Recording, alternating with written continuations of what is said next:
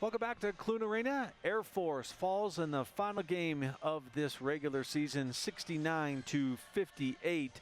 Valiant comeback. They were down 20 in the fourth quarter, so they did make a game of it, but just come up short. And we talked about it right before the break, Rachel. Rebounding tonight was just non-existent. Oh, the rebounding numbers were brutal, and those are numbers you don't want to see if you're a coach getting your hands on that stat sheet.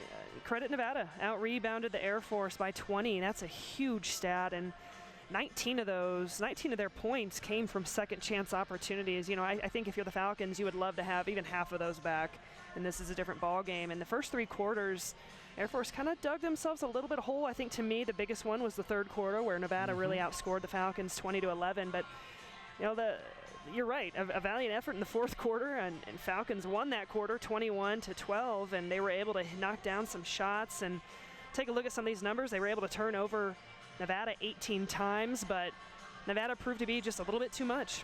Kaylin Emmel, a senior, playing her final game here at Clune, had a good one. She really heated up in that fourth quarter, knocking down a couple of threes. She will hopefully have a little momentum going into that Mountain West tournament. And what more can you say about Autry Thompson? She'll be back for another year. She just never stops. She plays at the same level all the time. Yeah, and I think if you're Air Force, the team that showed up in that fourth quarter gives you a little bit of momentum. Despite the outcome tonight, you can walk in to the Mountain West tournament knowing that, you know, you saw the ball go through the net a few times and you got some defensive stops. Riley Snyder was phenomenal again. She'll be back next year. That's exciting. Snyder finished with 16.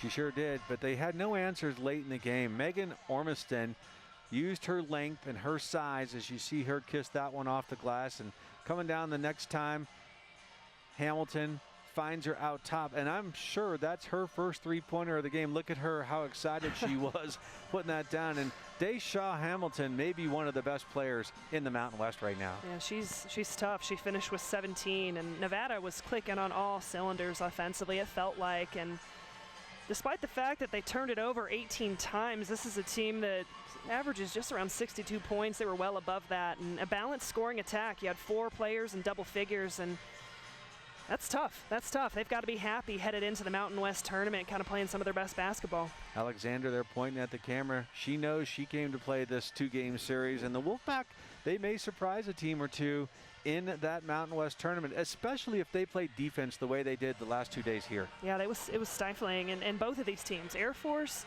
and Nevada, can cause some problems in the Mountain West. I think these are, and it's because of the way they defend. And Air Force in particular, I mean, let's talk about their season and kind of this veteran-led team headed into the tournament. They've already proven they can beat the top 3 teams in the league, and so I can guarantee Coach Gobrecht is in there talking with her squad about what happened here tonight, but more importantly, getting our minds right headed into Las Vegas, and anything is possible.